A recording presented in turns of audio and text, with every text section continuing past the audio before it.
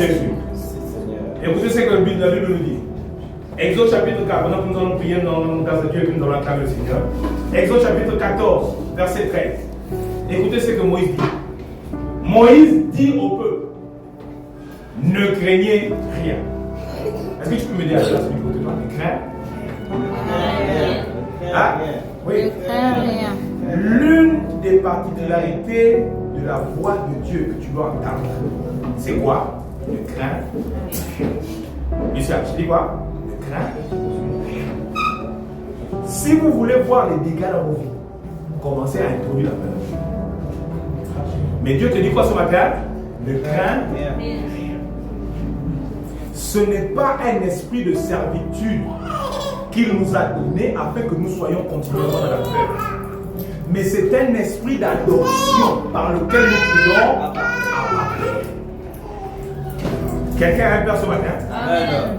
Quelqu'un a un papa ce matin? Amen. Écoute-moi te dire ce matin. Le Dieu là, que tu appelles papa là, il est capable de prendre soin de toi. Amen. Il peut prendre soin de toi bien mieux que ton père nourricier. Et ce Dieu là, que tu penses qu'il ne voit pas, il voit même dans le coin le plus obscur. Il voit les problèmes que tu es en train de traverser. Il voit les difficultés que tu es en train de traverser. Mais la seule chose qu'il te demande ce matin, c'est quoi? Ne crains rien. Il dit ne craignez rien. Restez en place. Deuxième instruction, restez en place. Vous écouterez les choses. Vous écouterez les doctrines. Vous écouterez tel message. Oui, mais c'est vrai que mais Dieu te dit reste en place. Les choses que tu as entendues de moi, selon l'apôtre Paul, confie-les à des hommes fidèles. Ne soyez pas comme des enfants, ballottés à tout vent de doctrine. Dis avec moi, je suis stable. Je suis stable Dans la doctrine de Christ. dans la doctrine. Je me maintiens dans le message de dans le Christ. message de Christ. C'est ce qu'il comprend. Amen. Il dit restez en place et regardez la délivrance que l'Éternel va vous accorder.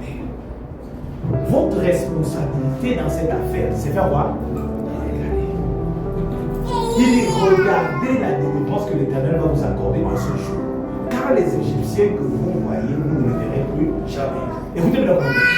L'Éternel combattra pour vous et vous gardez ce silence.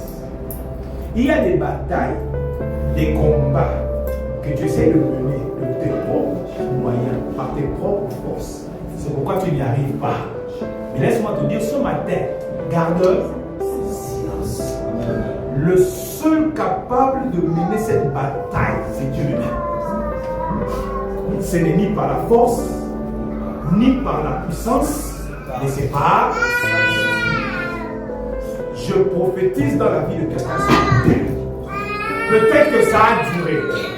Peut-être que ça a pris 5 ans. Et j'aimerais que tu t'attaches à ça, ce que je vais déclarer ce matin. Peut-être que ça a pris 2 ans. Peut-être que ça a pris 3 ans. Ça a duré et tu as dit, je ne sais plus par où sortir.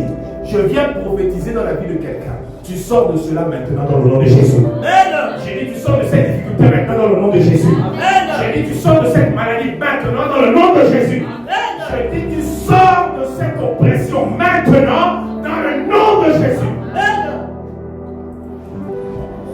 Pour toi, garde silence. Reste en place et regarde simplement la délivrance.